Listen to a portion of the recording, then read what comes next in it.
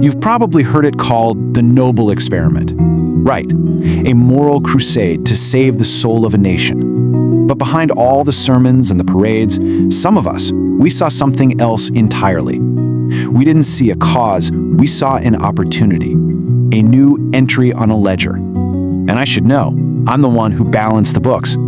So let's just start with the bottom line, shall we? $2 billion. That's a conservative estimate of the profit that we, that is organized crime, booked during Prohibition's 13-year run. It's a staggering number. And you know what? It was the direct result of a government miscalculation so massive it's almost funny.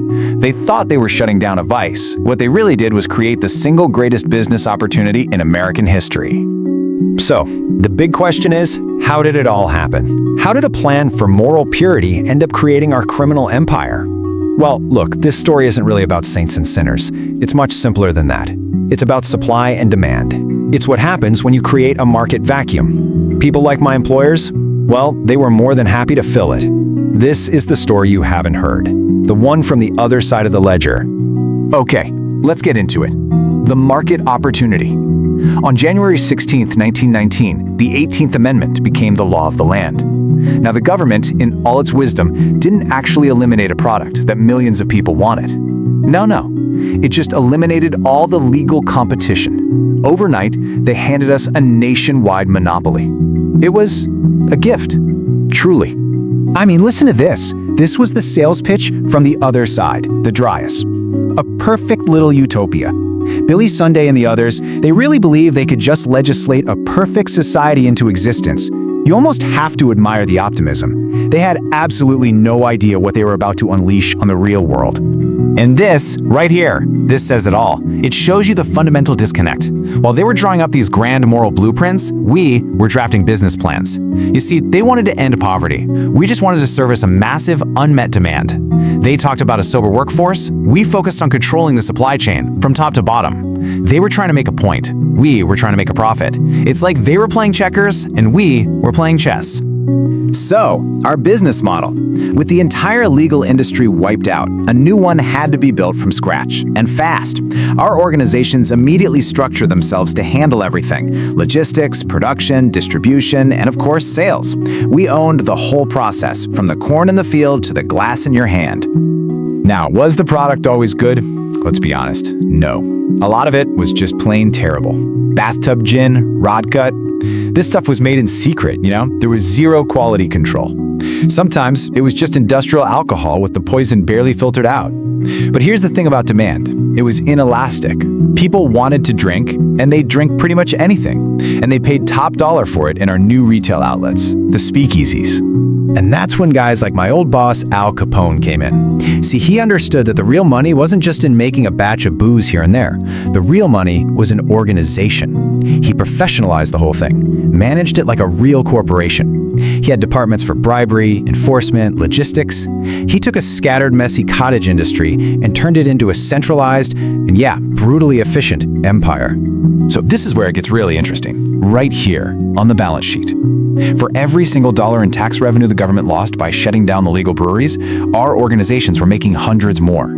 What you're looking at is a massive, direct transfer of wealth. It flowed right out of the public treasury and straight into our private accounts. From an accountant's perspective, it was a thing of beauty. Now, obviously, the government didn't just stand by and do nothing, but we never really saw them as law enforcement. To us, they were just a hostile competitor, a very large, very powerful competitor who was actively trying to disrupt our supply chain.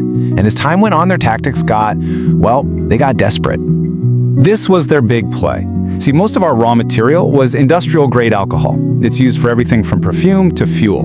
To stop us, the government ordered manufacturers to denature it. That's a fancy word for poison. They added methanol, formaldehyde, all sorts of nasty chemicals to make it undrinkable. It was basically a corporate poison pill strategy, just on a national scale. A hostile business tactic demands a calculated response, right? Your competitor tries to poison your raw materials. What do? You invest in R&D. You find a way to neutralize the threat. So that's exactly what we did.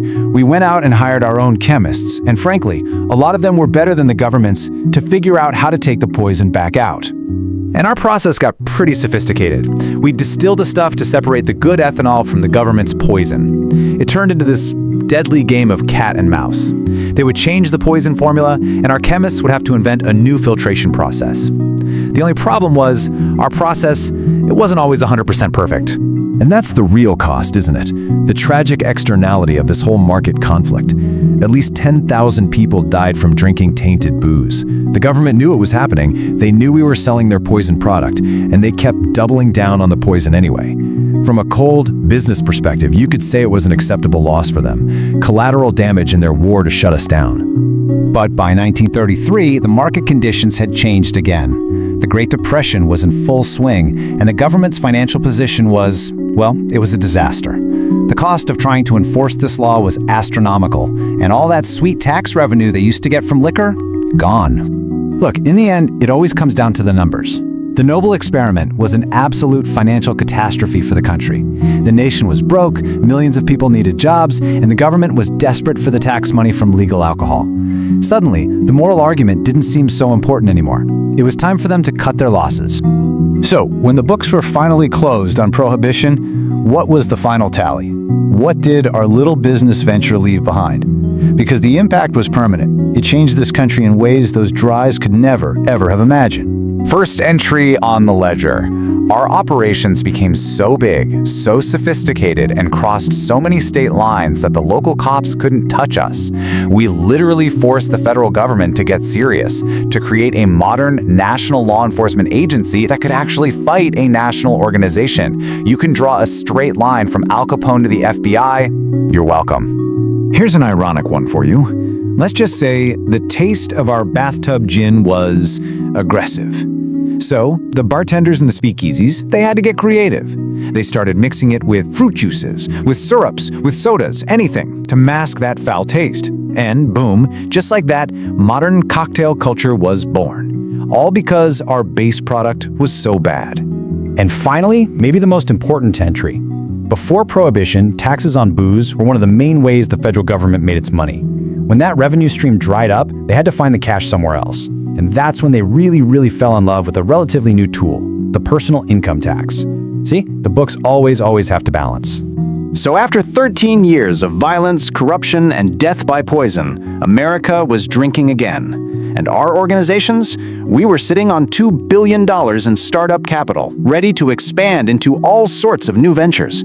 They called it a noble experiment. But when you really look at the final ledger, the profits and losses, the assets and liabilities, you gotta ask yourself, who really won? And what was the actual price on that balance sheet?